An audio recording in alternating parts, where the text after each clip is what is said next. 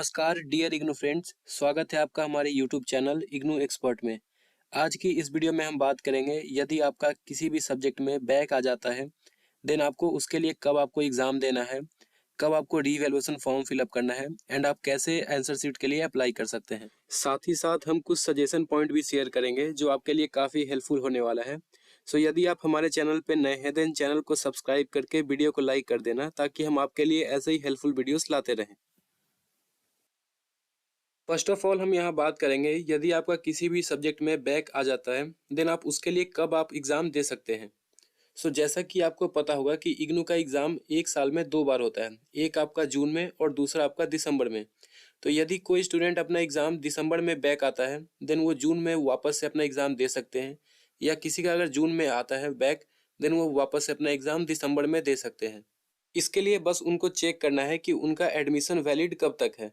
Admission valid check करने के लिए आपको डायरेक्टली गूगल पे चले आना है, या इसका लिंक हमने वीडियो के डिस्क्रिप्शन में दे रखा है, आप वहाँ से भी डायरेक्टली लॉगिन कर सकते हैं। अगर आपको गूगल से लॉगिन करना है देन आपको यहाँ पे टाइप करना है इग्नू एडमिशन स्टेटस।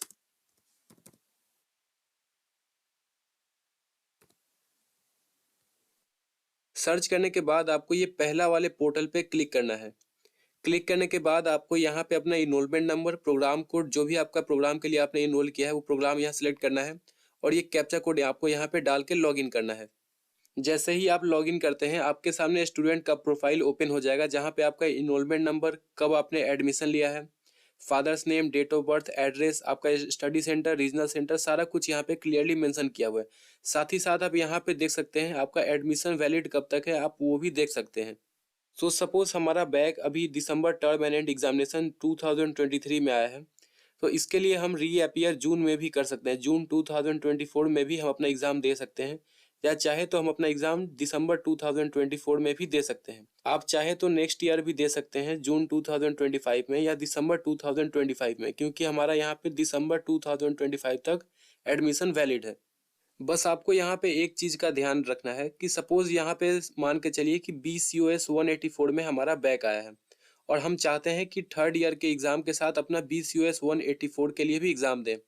तो यहाँ पे बस दिक्कत ये हो सकता है, इन केस ऐसा तो होता नहीं इग्नू में, फिर भी बहुत सारे केसेस में क्या होता है कि ये BCOS 184 और यहाँ पे थर्ड ईयर का किसी भी सब्जेक्ट का एग्ज़ाम अगर सेम डेट में पड़ जाता है तो यहाँ पे दिक्कत आ सकता है। तो आपको इसमें से कोई एक ही अटेम्प्ट करना होगा। हालांकि हमारे पास प्रोबेबिलिटी यही होता है कि सेम डे में 2 पेपर क्लैश नहीं होता है, फिर भी बहुत सारे केसेस में कभी कभी हो जाता है। तो आपको डेट शीट में ये चीज़ मैच कर लेना है एक बार एग्ज़ाम फॉर्म फिलअप करने से पहले। अभी हमने बात किया कि यदि आपका कोई पेपर में बैक आता है देन आप कब अपना एग्ज़ाम दे सकते हैं दोबारा से। अब हम यहाँ बात करेंगे आपको रीवैल्यूएशन फॉर्म कैसे फिलअप करना है। रीवैल्यूएशन का मतलब ये होता है कि जैसे मान के चलिए कि आपका किसी भी सब्जेक्ट में कम नंबर आता है और आपको एक्सपेक्ट होता है कि ये हमारा नंबर ज़्यादा आना चाहिए, तो उसके लिए आप रीवैल्यूएशन फॉर्म फिलअप कर सकते हैं। या आप दूसरा ऑप्शन आपके पास है कि आप अपना आंसर स्क्रिप्ट का कॉपी भी मंगवा सकते हैं। ये आपको जीमेल के थ्रू दिया जाएगा या फोटो कॉपी आपके होम एड्रेस पे प्रोवाइड कर दिया जाएगा। रीवैल्यूएशन फॉर्म फिलअप करने से पहले आपको 5 चीज़ों का ध्यान रखना है। पहला कि हमारा जो रीवैल्यूएशन फॉर्म है ये टर्म एंड एंड एग्जामिनेशन के लिए ओनली होता है। मीन्स यदि आपका एग्जाम में बैक आता है या आपको कम नंबर मिलता है तभी आप रीवैल्यूएशन के लिए अप्लाई कर सकते हैं।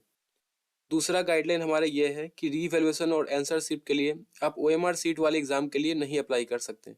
मीन्स जो एग्जाम आपका MCQ टाइप में हुआ है, लाइक यहाँ पे सब्जेक्ट कोड भी आपको मेंशन किया हुआ है PCO1, BSHF 101, FST1, क्लीज सब्जेक्ट जो आपका सर्टिफिकेट कोर्स का आता है BLI 11, 12, 13, 14, और BVI 181 इन्वायरमेंटल स्टडीज़, ये सारे सब्जेक्ट के लिए आप अप्लाई नहीं कर सकते क्योंकि ये आपका MCQ टाइप में क्वेश्चन आता है और इसके लिए आप OMR सीट में आपका ये कंडक्ट किया जाता है।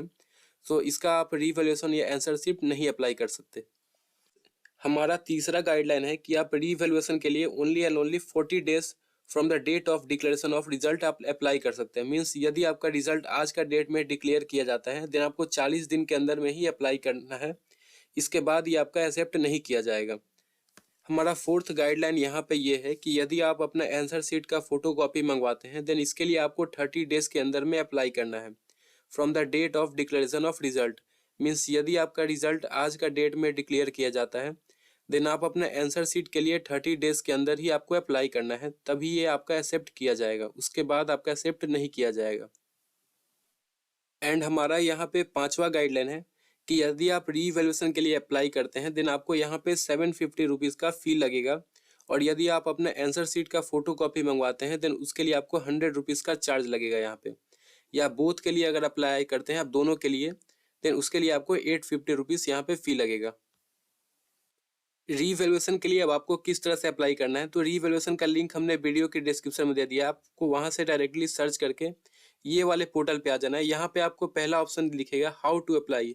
पहले आपको हाउ टू अप्लाई पे क्लिक करना है। यहाँ पे आपको 6 इजी स्टेप्स बताया हुआ है कि किस तरह से आपको अप्लाई करना है। कोई ये ज़्यादा डिफिकल्ट काम नहीं है। सो आपको ईजिली 6 स्टेप फॉलो करके आप यहाँ से अपना रीवैल्यूएशन अप्लाई कर सकते हैं। हम स्टेप्स के बारे में भी बात करते हैं। पहला स्टेप में आपको मेंशन किया गया है कि यहाँ पे आपको अपना ईमेल आईडी डालना है, फ़ोन नंबर डालना है और अपना एग्ज़ाम सेंटर कोड, आपका कौन सा एग्ज़ाम सेंटर में एग्ज़ाम हुआ था। सेकेंड स्टेप में हमारा है कि आपको यहाँ पे सिलेक्ट करना है अपना सब्जेक्ट कोड, कौन से सब्जेक्ट के लिए आप रीवैल्यूएशन या आंसर शीट के लिए अप्लाई करना चाहते हैं। और यहाँ पे दूसरा आपको सिलेक्ट करना है कि रीवैल्यूएशन या आंसर शीट के लिए अप्लाई करना चाहते हैं या बोथ के लिए, ये आपको यहाँ पे सिलेक्ट करना है। तीसरा हमारा यहाँ मेंशन किया गया है कि आपका कोर्स और अप्लाइंग फॉर सिलेक्ट करने के बाद आपको यहाँ पे ऐड रिक्वेस्ट डालना है। ये कंपलसरी है। बहुत से स्टूडेंट का डाउट होता है कि क्या हम अब एक बार में यहाँ सभी सब्जेक्ट को अप्लाई कर सकते हैं, तो नहीं, आपको हर सब्जेक्ट के लिए अलग अलग रिक्वेस्ट डालना है। सारा रिक्वेस्ट आपका यहाँ पे शो करेगा। जैसे मान के चलिए कि आपका 2 सब्जेक्ट में बैक आया है, MLI 102 एंड 101 में, तो आपको 101 के लिए अलग से रिक्वेस्ट डालना है और 102 के लिए अलग से। ये आपका रिक्वेस्ट जो भी आप डालते हैं यहाँ पे आपका शो करेगा। हमारा फोर्थ स्टेप यहाँ ये है कि आपको अपना यहाँ पे आईडी कार्ड अपलोड करना है। यदि आपके पास आईडी कार्ड नहीं है, आप डाउनलोड करना चाहते हैं, तो उसका भी लिंक हमने वीडियो के डिस्क्रिप्शन में दे दिया है। अब वो पूरा वीडियो वॉच कर सकते हैं। वहाँ पे आपको किस तरह से आईडी कार्ड डाउनलोड करना है वो क्लियरली मेंशन किया हुआ है। और एक और चीज़ आपको ध्यान रखना है यहाँ पे कि जो भी आपका आईडी कार्ड होगा ये 100 KB के अंदर में होगा। आपको 100 KB के अंदर में अपना फाइल यहाँ पे अपलोड करना है। यदि आपको रिसाइज करने में कोई दिक्कत आता है देन आपको हम ऐप का लिंक वीडियो की डिस्क्रिप्शन में दे दिए हैं, आप वहां से रिसाइज कर सकते हैं।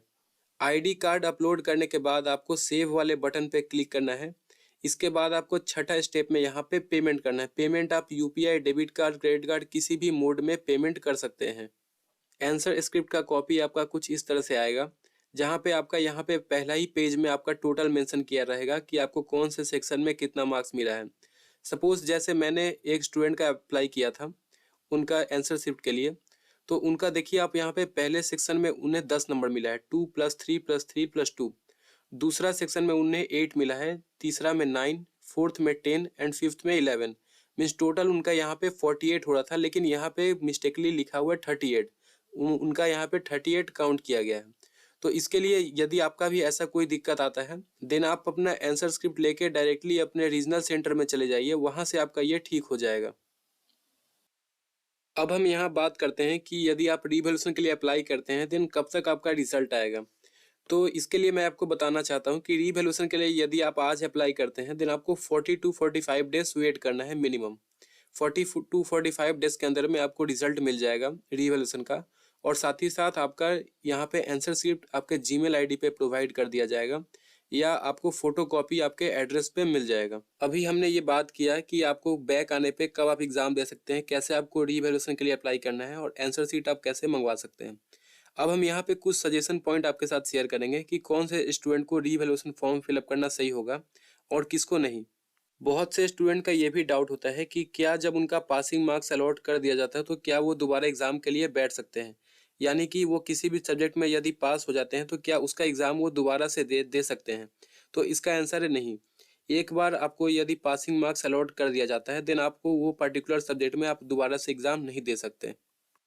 अब हम यहाँ बात करेंगे कि कौन से स्टूडेंट को अपना रीवैल्यूएशन फॉर्म फिलअप करना चाहिए। फर्स्ट ऑफ ऑल यदि किसी स्टूडेंट को पासिंग मार्क्स के रेंज में मार्क्स मिला है, मान के चलिए कि 35 आपका पासिंग मार्क्स है और आपको 32 34 के बीच में कोई नंबर मिला है, देन आप ऑब्वियसली रीवैल्यूएशन के लिए अप्लाई कर सकते हैं। इन अ चांस आपका 1 to 2 नंबर यदि इंक्रीज कर दिया जाता है देन आप पास हो जाएंगे वो पर्टिकुलर सब्जेक्ट में। दूसरा वो लोग भी अप्लाई कर सकते हैं जिन्हें जेन्युइनली लगता है कि उनको ज़्यादा मार्क्स मिलना चाहिए जितना उन्होंने लिख के आया है, तो वो लोग भी यहाँ पे रीवैल्यूएशन के लिए अप्लाई कर सकते हैं यदि उनको जेन्युइनली ये लगता है तभी।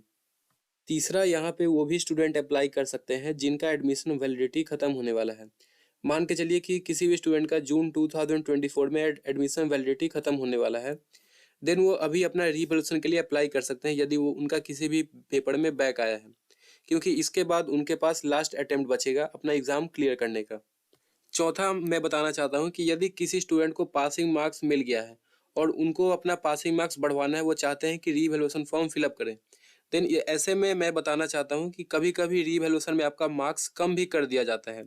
सो ऐसे में यदि आपको पासिंग मार्क्स मिल जाता है, देन आपके पास बेटर ऑप्शन यही होगा कि आप अपना रीवैल्यूएशन फॉर्म फिलअप ना करें, क्योंकि इससे आपका नंबर घट भी सकता है। बहुत सारे केसेस में हमने देखा है कि स्टूडेंट को पासिंग मार्क्स अलॉट कर दिया जाता है, एंड यदि वो रीवैल्यूएशन फॉर्म फिलअप करते हैं, देन 1 या 2 नंबर उनका कम कर दिया जाता है और वो वापस से फेल हो जाते हैं। पांचवा सजेशन हम आपके साथ ये शेयर करना चाहते हैं कि यदि आप रीवैल्यूएशन के लिए अप्लाई करते हैं, देन उसके साथ ही आप आंसर शिफ्ट के लिए भी अप्लाई करें, क्योंकि बहुत समय हमने ये देखा है कि जो स्टूडेंट रीवैल्यूएशन के साथ अपना आंसर शिफ्ट के लिए भी अप्लाई करते हैं, देन इन केस उनका 80% चांस होता है कि मार्क्स उनको बढ़ा दिया जाएगा, और बहुत से स्टूडेंट रीवैल्यूएशन के लिए सिर्फ अप्लाई करते हैं, तो ऐसे में आपका 50-50% चांस होता है कि आपका मार्क्स यहाँ पे बढ़ाया जाएगा। आज की इस वीडियो में हमने वो सारे पॉइंट्स कवर कर लिए कि आपको यदि किसी सब्जेक्ट में बैक आता है, देन क्या आपको करना सही रहेगा, कैसे आपको रीवैल्यूएशन के लिए अप्लाई करना है, कैसे आपको आंसर शिफ्ट मंगवाना है। ये सारे पॉइंट्स हमने यहाँ पे कवर कर लिया। फिर भी यदि किसी स्टूडेंट को कोई भी डाउट हो, देन वो कमेंट कर सकते हैं। यदि आपको हमारा वीडियो अच्छा लगा हो, देन आप वीडियो को लाइक करके हमारे चैनल को सब्सक्राइब कर लेना, ताकि हम आपके लिए ऐसे ही हेल्पफुल वीडियोस लाते रहें। Thank you.